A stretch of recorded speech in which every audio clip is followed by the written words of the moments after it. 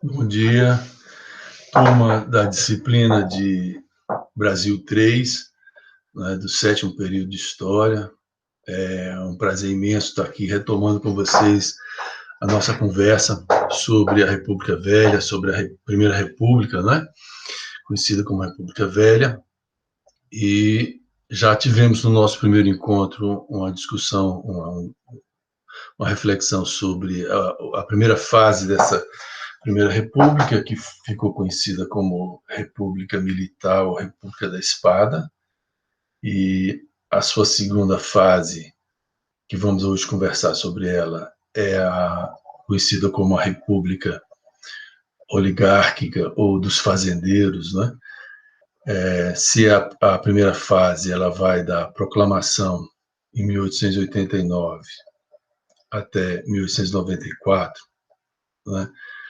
Passando pela Constituição de 1891 e os dois governos militares de Deodoro da Fonseca e Floriano Peixoto, agora nós vamos ver a retomada do processo político por aqueles que arquitetaram a República, a proclamação da República, desde a fundação do Partido Republicano Paulista, não é? Ao Manifesto Republicano de 1870 ainda, na cidade de Itu, em São Paulo, que são os cafeicultores, né? Os fazendeiros do café, num período em que o café é a principal atividade econômica exportadora, produto exportador do Brasil, né? Que vinha do Vale do Paraíba, do Rio de Janeiro, e encontra no Oeste Paulista terras vulcânicas, terras roxas, né? Ideais para o café, uma mão de obra imigrante. E esse período do início da República, com essas duas fases, né, tanto a militar quanto os fazendeiros, a Primeira República, ou República Velha, ela vai ser um período de grandes transformações, né, tanto no mundo quanto no Brasil, por mais isolado que possa estar. Por quê? Porque nós vamos estar recebendo aqui o impacto das reunificações, das unificações, né, de uma Itália e de uma Alemanha internamente, né, o que vai gerar migrações, guerras lá e migração para cá de italianos e alemães, né? Vamos ter surto industrial de substituição de importação já no período que vai ser da Primeira Guerra Mundial, em 1914 a 18, onde nós teremos também levas de imigrantes, agora bastante espanhóis, portugueses, enfim, europeus, de modo geral, que vão compor um grupo muito importante na atividade urbana, além dos japoneses e tal, do pessoal que vai vir para o café, né, além dos árabes, no comércio. A gente vai ter aí um grupo de trabalhadores urbanos, né, que já vem com uma consciência política, né, que já forjada no século XIX, de lutas operárias, né, na Europa, de legislação trabalhista. Vamos ter também nesse período, internacionalmente, o evento da Revolução Russa de 17, né, dando origem à União Soviética e a um socialismo real no mundo, né, o que vai impactar profundamente o Ocidente, né, positiva e negativamente, em termos de reação e com o surgimento dos fascismos, né, em reação a esse socialismo, né, e comunismo de Estado, né?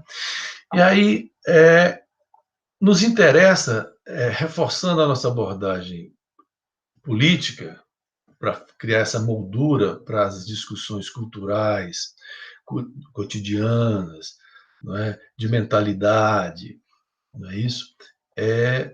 A gente fazer se debruçar um pouco sobre essa narrativa dos acontecimentos, dos eventos históricos na dimensão política, né, da organização dessa república, e entender as forças que estão se movendo, né, a partir de nós já discutimos as matrizes teóricas do liberalismo e do positivismo, que vão estar nessa república, nessa primeira república em confronto, em disputa, desde pelos símbolos da república até pela forma de gestão, né, de forma de poder, né, e vamos ter esse desfecho na Revolução de 30, novamente com um grupo positivista de Getúlio, do Sul, né, de Borges de Medeiros e Castilho e tal, chegando ao poder. Agora, a característica que é importante a gente salientar nesse momento é dessa primeira república, essa república oligárquica que vai de 94 a 1930, quando é interrompida por uma revolução de 30, né? Conhecida como Revolução de 30, que dará início à chamada Era Vargas, e que em Goiás nós teremos a derrubada da última oligarquia desse período, que será a família Caiado, e o poder será ocupado por Pedro Ludovico, um interventor dessa nova ordem, né, revolucionária de 30. Esse período também ele vai ser conturbado, além das transformações sociais, populacionais, né, de migrações e tudo, ela vai ser impactada também por revoltas, né, por resistência a essa forma de governo, esse tipo de governo de poder exercido nesse período pelos fazendeiros. Urbanamente, na cidade, nós vamos ter, com o desenvolvimento da ciência, né, e o higienismo no trato do saneamento e da saúde da população, nós vamos ter campanhas de vacinação, né, contra a febre bubônica, provocada pelo rato, né, a varíola, né, a febre amarela e a varíola, né, mas são os que onde vai se destacar Oswaldo Cruz, e que nós vamos discutir essas coisas em outros encontros, em outras aulas. Hoje vamos nos ater a questão do poder político, do exercício desse poder oligárquico no Brasil, nos estados e nos municípios, né? Que vai ser uma característica muito forte e que nós vamos herdar muito do que nós vivemos hoje desse período. Se nós herdamos muita coisa do Império, em decorrência do exercício do poder moderador, da centralização, do poder acima da lei e da interferência nos poderes, a gente vai herdar muito da República Oligárquica, né? O patrimonialismo, né? O uso da violência na política, né? Que hoje nós temos aí representados pela a milícia, né? Pelos seguranças, lá era o jaguncismo, né? Mas é interessante também ressaltar e que nós trataremos mais adiante, que teremos, além dessas resistências a essa urbanização, né, que foram as revoltas da vacina, né, que depois nós fizemos referência a esse saneamento, a essa campanha de Oswaldo Cruz, e nós teremos também revoltas de um segmento importante do Exército, que serão os tenentes. Né? Se nós tivemos a revolta da Armada na República Militar, no início da República, aqui a gente vai ter o tenentismo, né? Com várias manifestações e movimentos, né? E que vamos ver adiante também, os 18 do Forte, Coluna Prestes, enfim, culminando com a própria Revolução de 30, né? Com a participação desses tenentes, né? E outros grupos. Vamos ter também uma resistência camponesa, uma resistência nos sertões, né? Se nós já tínhamos tido Canudos, né? Vamos ter Canudos, né? A gente vai ter Canudos, movimento messiânico, né? A gente vai ter em Goiás Santa Dica, né? Movimento messiânico. Então nós vamos ter os movimentos messiânicos, né? Vamos ter contestados no Sul, movimento messiânico. Vamos ter também resistência do que ficou conhecido como banditismo social, né?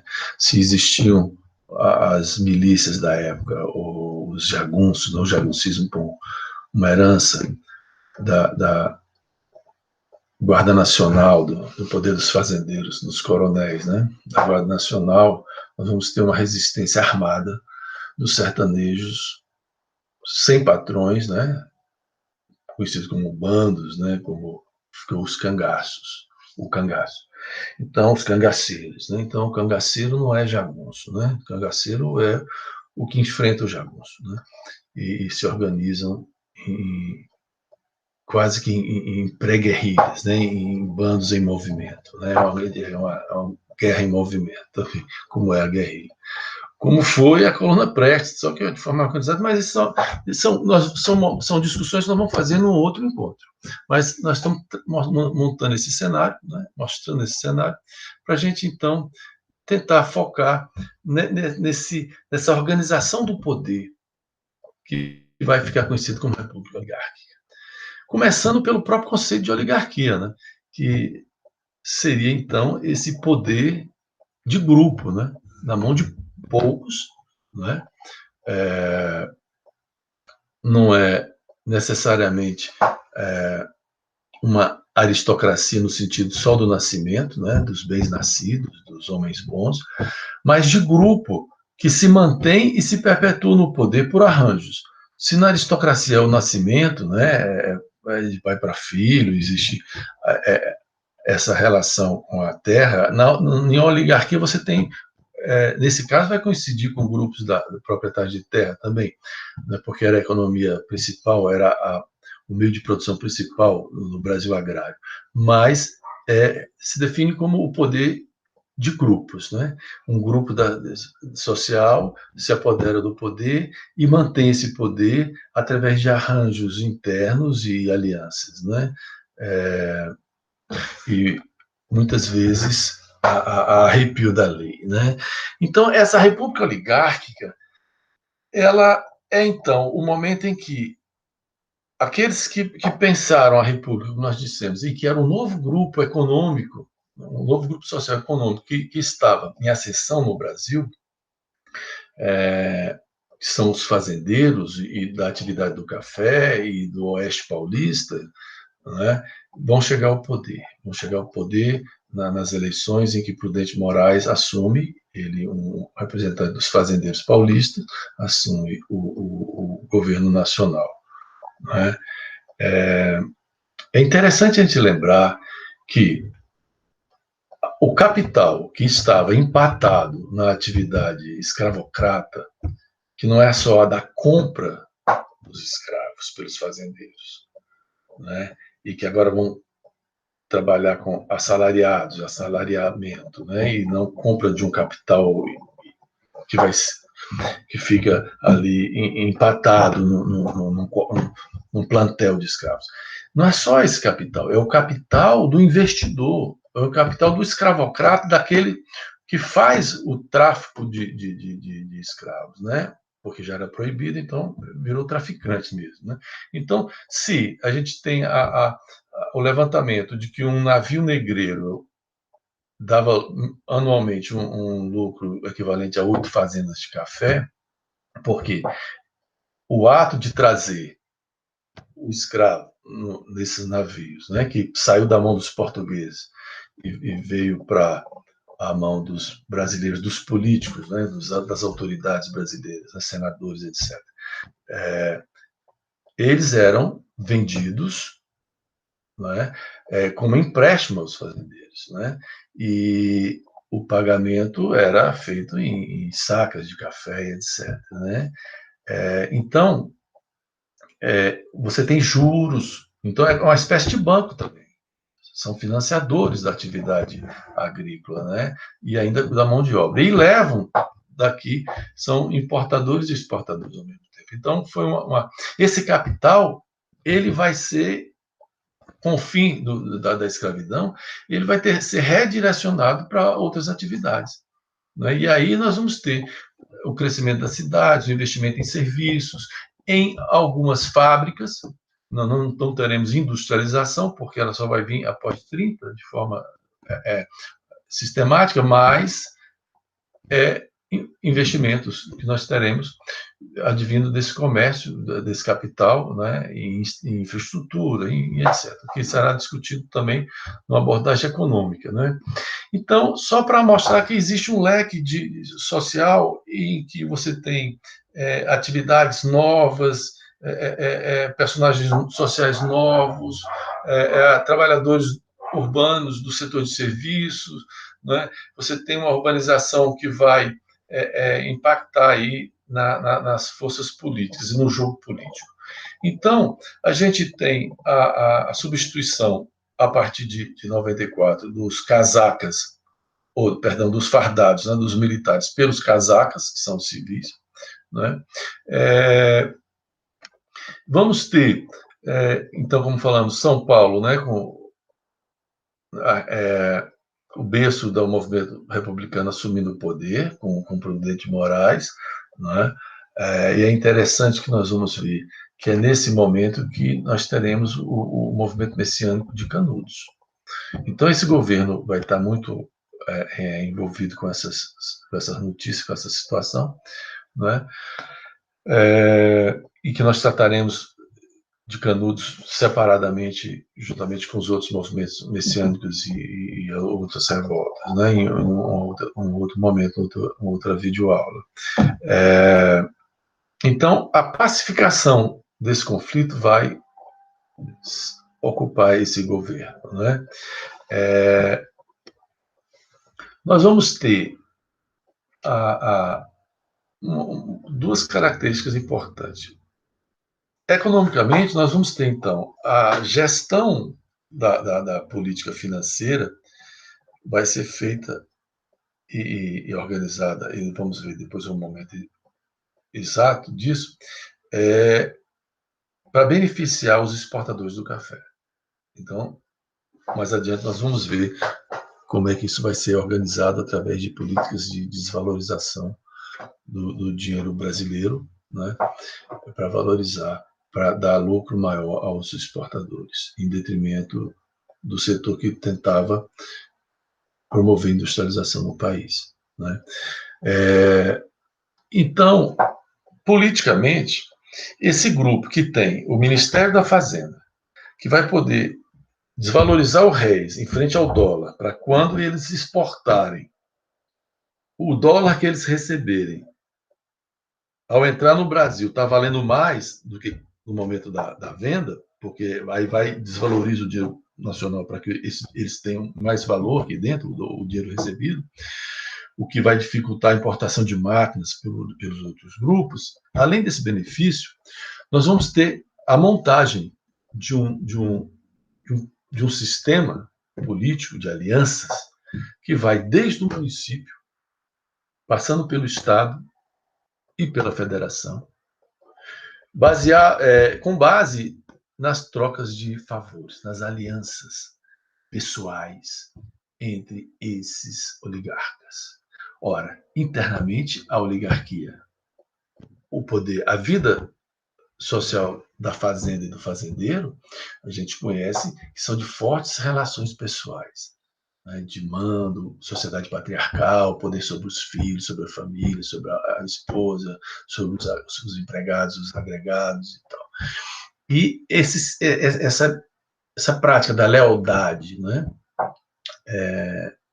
da obediência, da aliança, da honra e tal, ela vai ser vivida na política, certo? Como troca de favores. E aí a sistematização disso é que é interessante, né? Veja, nós vamos, simultaneamente a isso, nós temos acontecendo na cidade a organização do trabalho e dos trabalhadores, lembrando que, nesse momento, você não tem leis trabalhistas no Brasil, certo? A Constituição, ela organiza as eleições em voto não secreto, voto aberto.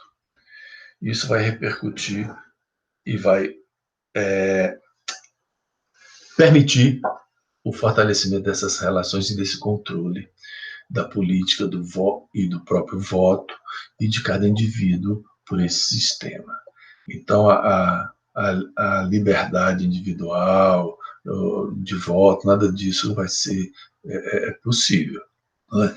Então, vamos ver como é que isso era organizado, então, né? Esse sistema, né? Essa articulação. Você tem, localmente, o que ficou conhecido como coronelismo, no nível do município, no nível das fazendas, em torno de determinado município, dos proprietários de terra, né, da Câmara, dos vereadores, da prefeitura, e aí esse poder político, esse aparelho político, ele está na mão desse grupo de fazendeiros, dentre os quais se destaca o mais poderoso entre eles.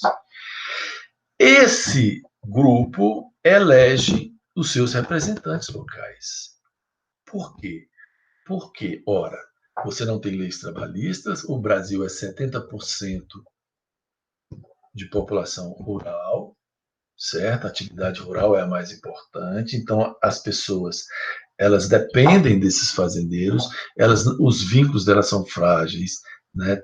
E na cidade também mas veja, o emprego passa a ser um favor, começa aí. O poder que esse proprietário tem, né? De ser potência econômica de ser a pessoa que concede o favor do emprego, que a pessoa vai submeter por conta da sobrevivência, não é? Sem nenhuma garantia.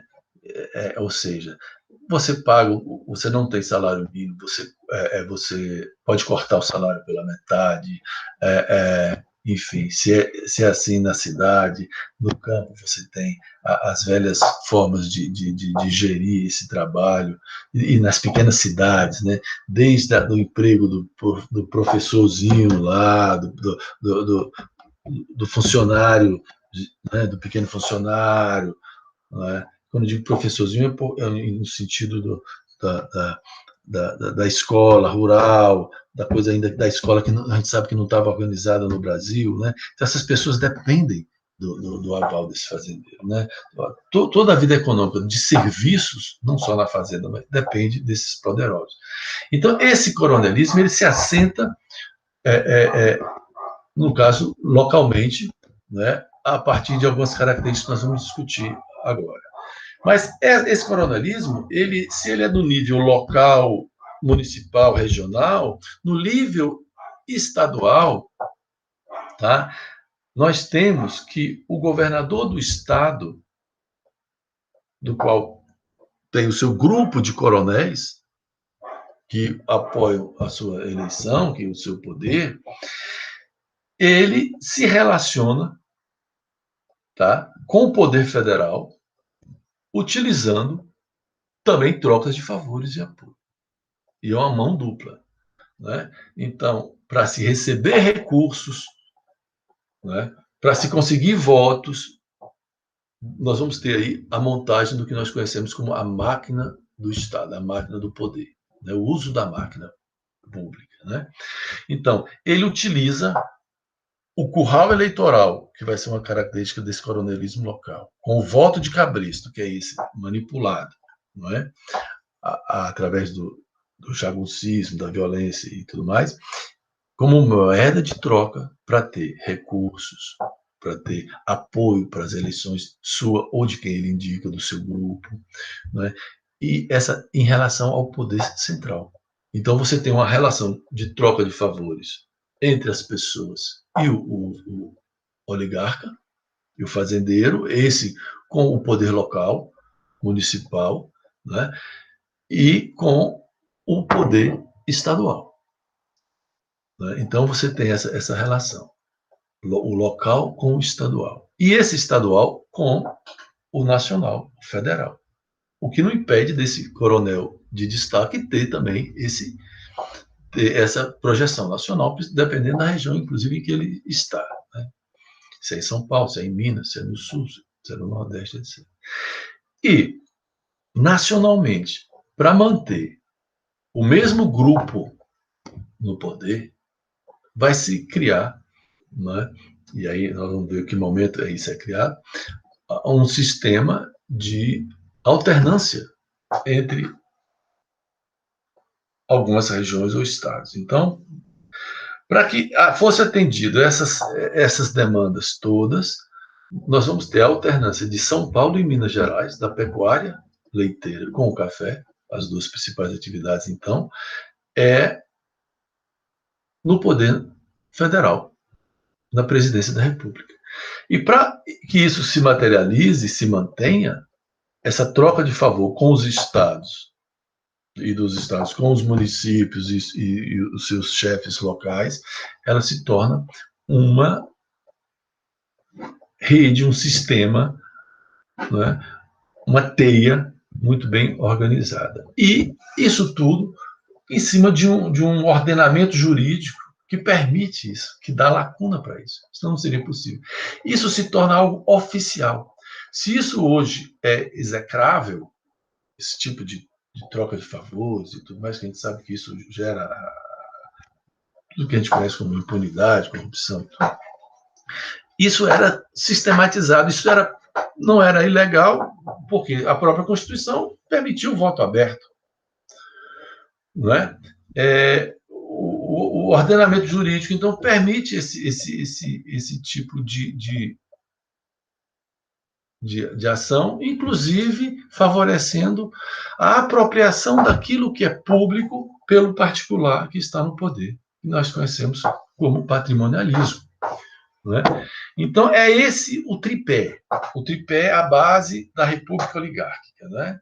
Politicamente, você tem o coronelismo, localmente, você tem a política dos governadores, que é a relação de cada governador com o poder central, de dependência, de troca, de adesão incondicional, né? Política dos governadores, é o pires na mão, né? Em troca do uso da máquina nacional no seu estado, inclusive. Recursos para pontes, para que o fazendeiro possa escoar sua produção, estrada na fazenda, né? Impunidade em relação a crimes políticos e etc., crimes mesmo, de assassinato pelos jagunços e tudo mais, né? Manipulação da justiça, enfim, todo esse poder que é transmitido em troca. Então, essa é a política dos governadores, a relação do governador do Estado com o presidente da República, com base. E quanto mais forte era o arranjo coronelístico de um governador, mais ele tinha projeção e, da mesma forma, quanto maior era a quantidade de votos que um coronel pudesse arregimentar no seu curral eleitoral, no manejo da sua manada eleitoral de dependentes, ele então tinha prestígio local, estadual e nacional. Então, ser homem do fulano de tal era importante. Por isso nós vamos ver uma característica disso que vai ser o clientelismo mais na frente. Então, local, nós temos o coronelismo, no nível estadual, política dos governadores, e a alternância do poder central na política dos café com leite. Então, coronelismo, política dos governadores e política do café com leite. Local, estadual e nacional. Política do café com leite, leite Minas, café São Paulo. Né? Então, esses coronéis, que são os grandes fazendeiros, né? Esse título de coronel, ele advém do ato adicional de 1834, quando nas regências, né, para coibir as rebeliões regenciais separatistas e tudo mais, Cabanagem, Farroupilha, né, nós já vimos, né,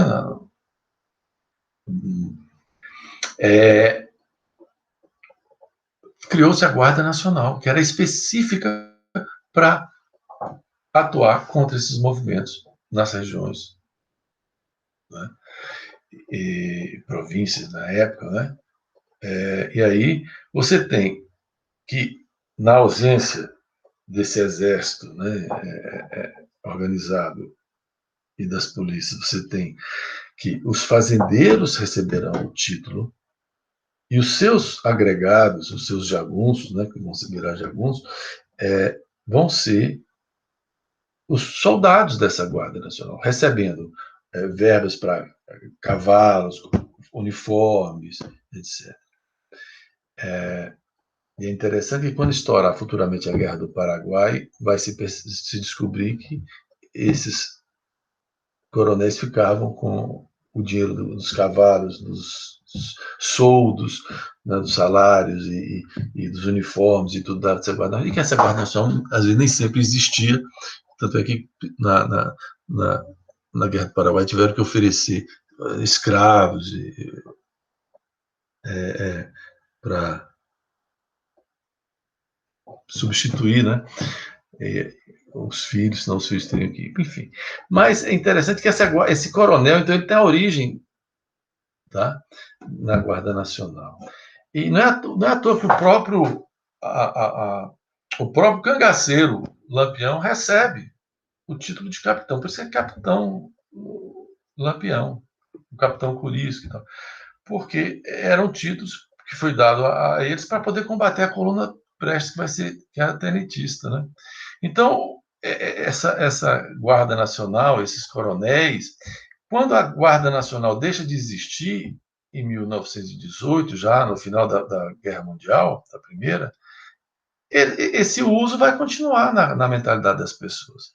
E o coronel, então, ele tem o poder armado, legitimado. Então, ora, esse fazendeiro, esse oligarca, né, que tem esse título, é o coronel, o coronelzinho, etc., então ele é o poder total, né, na região. Tem a riqueza econômica, os empregos, né, a atividade econômica na mão, e tem o poder armado, né? E isso tudo retroalimentado pela questão na República do voto, né? A República é a escolha pelo voto, e esse voto é aberto, esse voto não é secreto, todo mundo sabe em quem você vai votar. Então você tem que votar em quem o coronel manda. E isso é visto na hora, não é escondido. Você não vai para uma urnazinha porque ninguém vê, não, é aberto.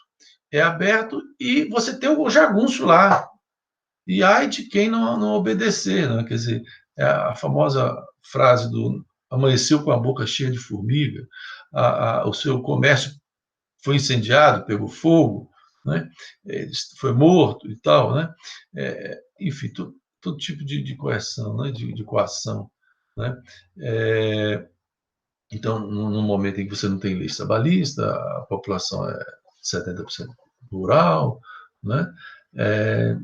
E essa ideia, então, olha como é interessante essa ideia do favor, né? Essa mentalidade que fica forte, né?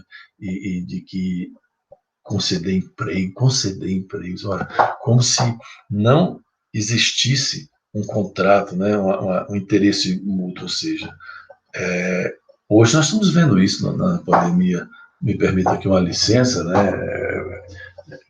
Quase poética, né? Mas, poxa, o dinheiro parado, ou o patrimônio parado, ou o meio de produção parado, ele não produz, ele só produz com o trabalho. Agora, como são partes desiguais, porque o proprietário e a propriedade, ele tem mais poder do que o indivíduo empregado. Agora, o indivíduo empregado, junto com os outros empregados, eles são capazes de parar aquela atividade, de não produzir riqueza. Então, é preciso que haja um acordo, um contrato, não é isso? E aí, só são iguais se esse for coletivo para fazer frente ao capital, ao meio de produção e o seu proprietário, que é o patrão. Por isso é que o movimento trabalhista, no século XIX, ele sai do cartismo, que era a luta por uma carta de leis trabalhistas, depois vai para o sindicalismo, e esse sindicalismo, o sindicato, as associações, elas viram com federações, confederações, porque, ora, se o indivíduo se levanta contra uma injustiça ou algo parecido, ele pode ser substituído. Mas se todo o grupo para, já é mais complicado, já passa a ter um equilíbrio. Mas então eu posso substituir esse meu grupo por outro, não, mas só que existe uma federação que organiza, que está para além daquele grupo, que você tem o sindicato, que é da categoria, depois do sindicato você tem a federação. Então, assim, essa organização, e que depois vai culminar com as ideologias proletárias, dentre elas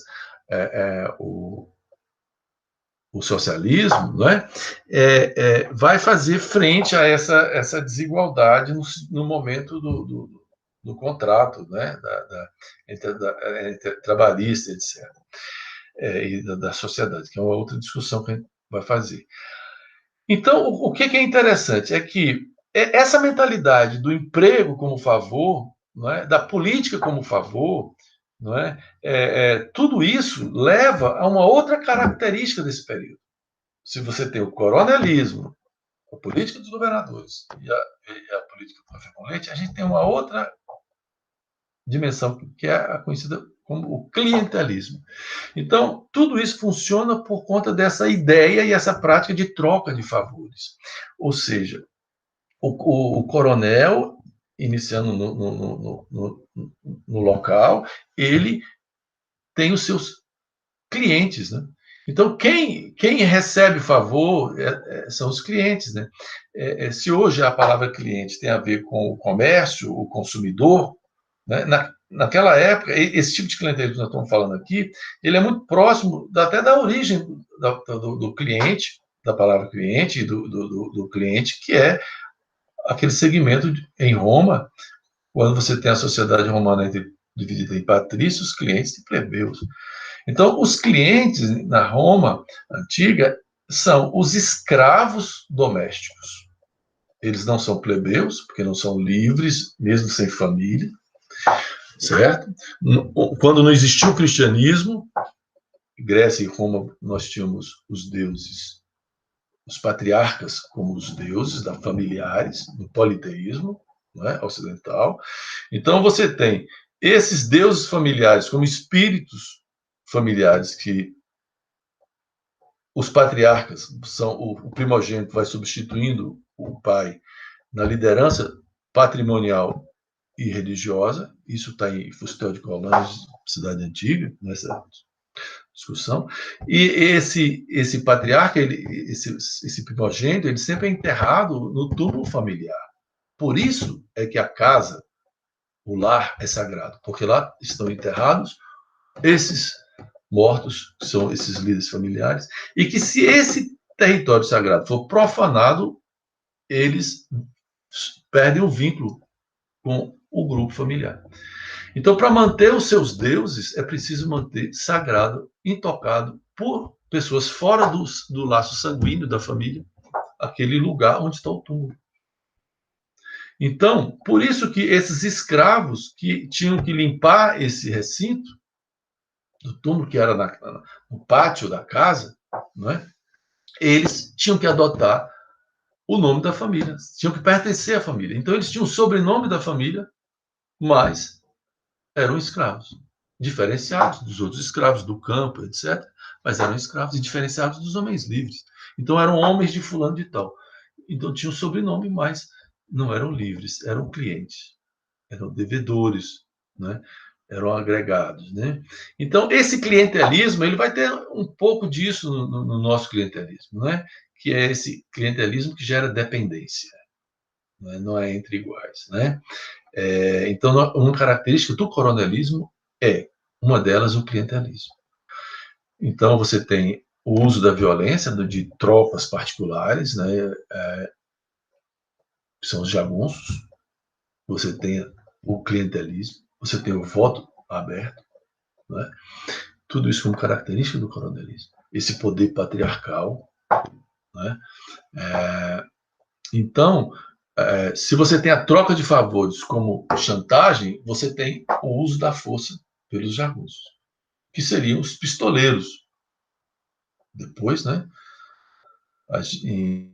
No sul do Pará, até recentemente, até hoje, eu acredito que ainda as pessoas andem lá de motocicleta sem capacete por conta do índice de pistolagem. Quer dizer, nem a lei nacional é obedecida por conta de uma realidade local do índice de pistolagem. essa ideia da pistolagem, de contratar pistoleiros ou matadores, né, seguranças, né, homens armados, são os jagunços desse período, né? Que depois ficaram entre nós conhecidos depois como pistolagem, né, principalmente no meio urbano.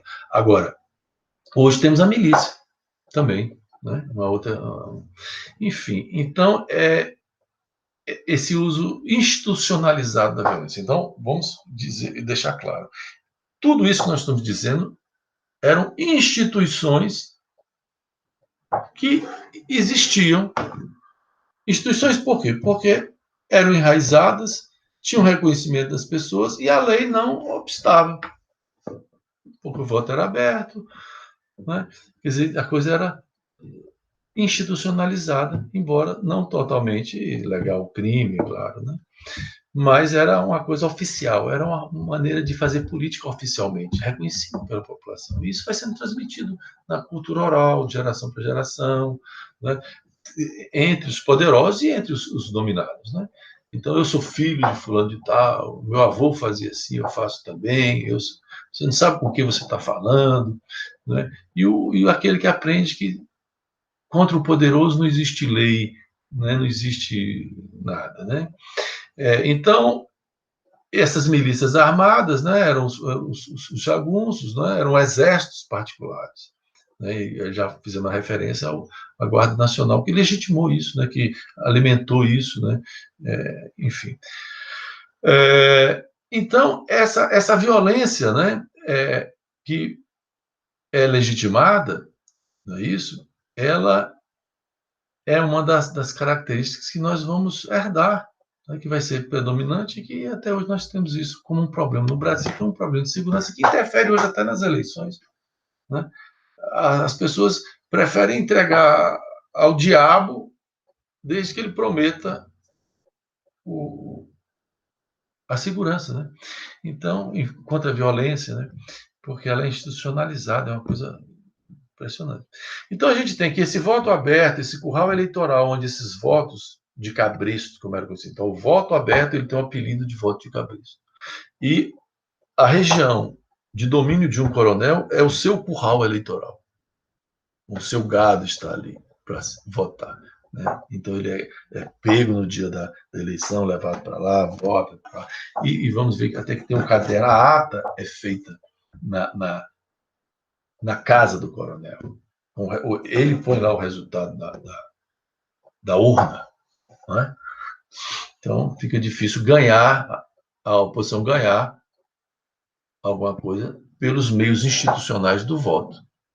Se o voto é aberto, é não secreto, tem um jaguncismo, tem um clientelismo, ainda tem mecanismos em que o coronel assina a ata e preenche a ata, né, no local de votação ou na casa dele, né, e nacionalmente você vai ter uma comissão verificadora no Congresso em que aqueles que, mesmo que tenham ganho a eleição, mas que não participem do grupo que está no poder, podem sofrer a degola a partir de acusações de algum crime, de alguma coisa. Então, você tinha a legitimação dessa fraude eleitoral, o que mantinha o grupo e os grupos no poder. Por isso é que a única saída que houve foi o do uso da força, né, para interromper politicamente esse processo. Isso teve reação armada no campo, nos sertões, entre os fanáticos religiosos, entre os militares, com o tenentismo, enfim, nas regiões, enfim, nos meios urbanos nós vamos ver isso.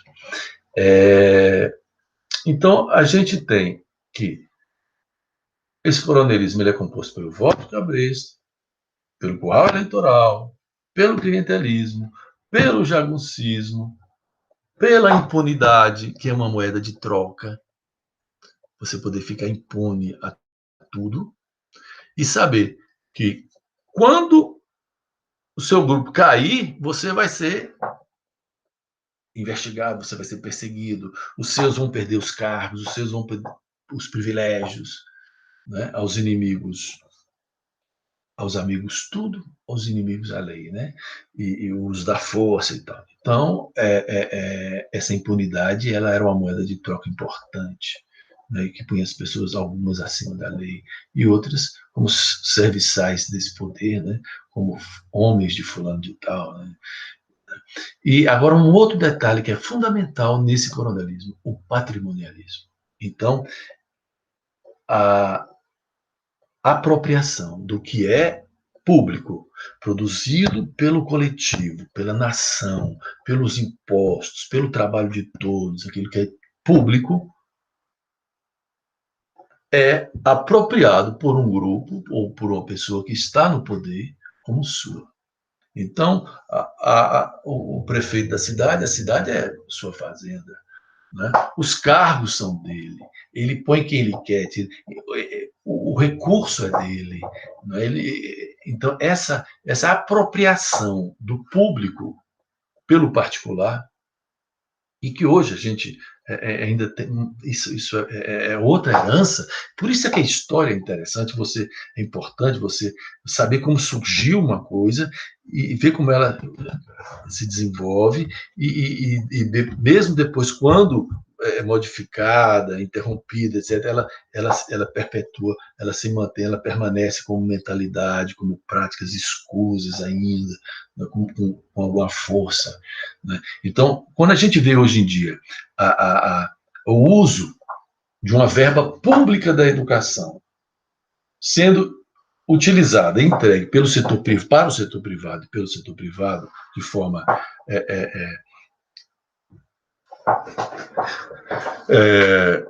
patrimonialística, né? Uma herança disso, ou seja, ora, ninguém aqui está dizendo que contra, não estou dizendo aqui que a educação privada não deve existir. Nós estamos dizendo o seguinte, que a educação privada ela está no campo do mercado, da disputa do mercado, da concorrência.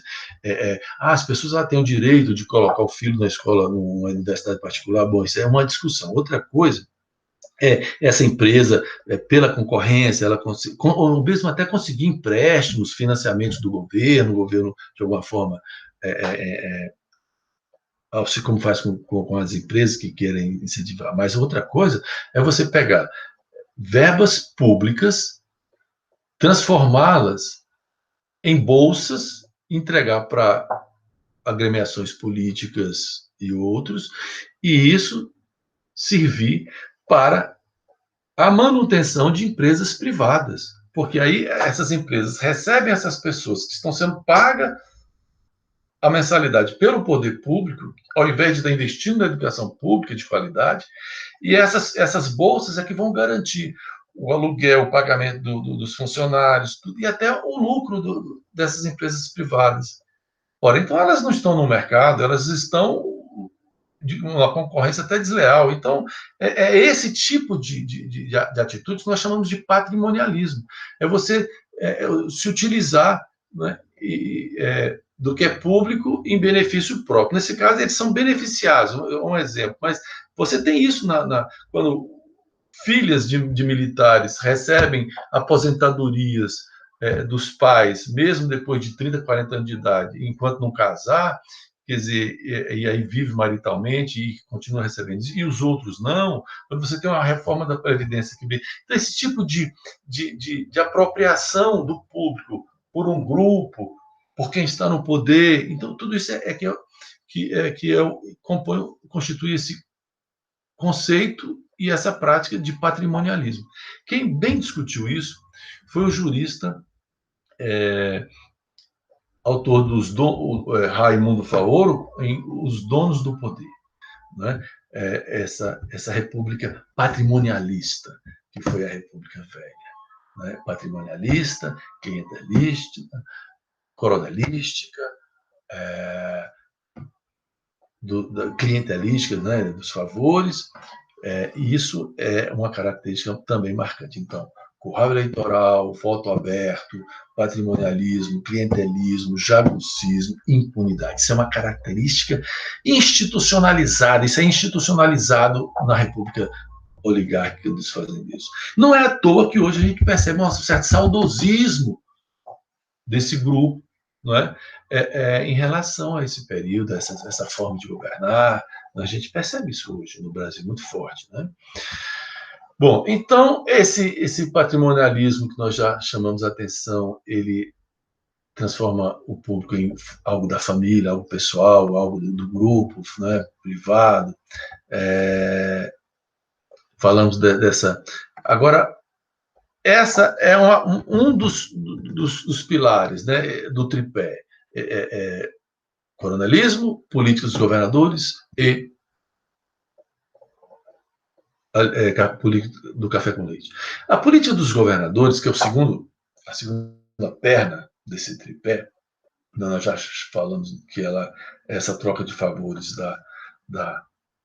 do poder estadual com o poder central, né? Está muito em cima da impunidade e daquilo que a gente chama de uso da máquina, né? Que vai repercutir depois nas prefeituras e etc. Então, nós temos que só vai ser possível o arranjo do café com leite por conta dessa política dos governadores, que a gente vê ainda muito em voga na história brasileira, com a coisa dos estados, né, e municípios que repassam seus impostos e depois ficam de pires na mão pedindo verba federal. Né? Quando a vida acontece no município, né, nos estados, né, mas nos municípios, nas regiões, né, então nós vamos ter essa característica, então, da política dos governadores. Nós temos a comissão verificadora, né, que mantém em nível de Estado e enfim, de legitimação ou não das eleições, né, para além das atas, das urnas que a gente falou, e isso ficou conhecido como degola, essa prática. Né? E finalmente, o terceiro pé, que é a política dos governadores, que é como foi essa alternância, como é que é isso? Né? Então, a gente tem que essas oligarquias, né, que controlavam o poder, né, principalmente dos grandes partidos, né, o Partido Republicano Paulista, né, e o Mineiro, né, vão fazer esse combinado, né, e vão alternar de forma que, se o paulista está no poder, o seu candidato será um mineiro e São Paulo vai apoiar, e os demais estados, pela política dos governadores e dos coronéis, vão apoiar, e depois esse mineiro se compromete a apoiar um candidato paulista. Tanto é que, ao final desse período e dessa fase, vai acontecer um rompimento dessa política. Para além da crise de 29, que foi no campo econômico, no campo político, uma das crises vai ser essa, que o candidato, o governador Washington Luiz, ao invés de apoiar Antônio Carlos de Minas Gerais, que seria o sucessor mineiro, né, de um paulista, vai apoiar um outro paulista, que é Júlio Prestes. Nada a ver com Carlos Prestes, Júlio Prestes de São Paulo. E isso vai levar Minas Gerais a passar a se unir aos demais estados e regiões contra São Paulo. Né? E aí o sistema ainda funcionando vai permitir uma vitória eleitoral fraudada, logicamente, de São Paulo contra o resto do Brasil, incluindo Minas, e o que vai ser o estupim também para a luta, a chamada Revolução de 30, que veremos adiante. Então, a gente tem essas características gerais que nos interessava discutir aqui, para não ficar muito longa essa conversa, fazendo aqui, então, elencando com vocês esse arranjo político. Né? Vocês estão lendo as características outras também nos textos que nós estamos trabalhando. E eu vou apontar para vocês aqui, então,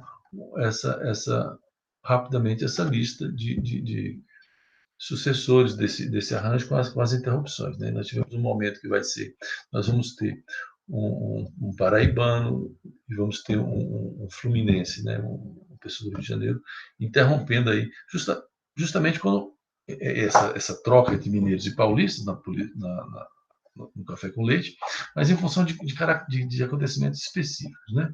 Então, se a gente teve o Prudente Moraes, paulista, né, até 98, que vai ser sucedido por Campos Salles, né, que é o arquiteto dessa política dos governadores, né, que vai ser paulista também, mas que vai ser substituído, então, por Rodrigo Alves, que, embora paulista, porque estava sendo construído a partir de Campos Salles, todo esse sistema, só que Rodrigo Alves não ele vai ser não vai ser sucedido por um paulista. Aí já começa então a força pena um mineiro que falece, né, em detrimento das pestes da época, né, e que vai ser então substituído por Nilo Peçanha, né, que era um cafeicultor fluminense, né, do Vale do Paraíba.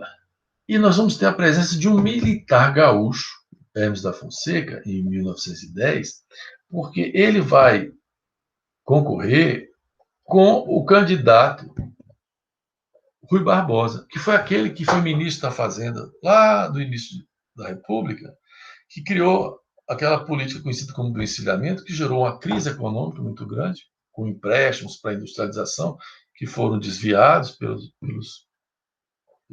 os fazendeiros que pegaram empréstimo para a industrialização e aplicaram na agricultura e outras coisas. Então, ele vai perder para Hermes da Fonseca, né, que vai ser uma reação, vai ser da campanha civilista e tudo, né, os casacas contra os fardados e tal. Vamos ter, durante a Primeira Guerra Militar, a volta, então, de um mineiro, né, Venceslau Braz. Vamos ter, no final Rodrigues Alves, no final da Primeira Guerra Mundial, né,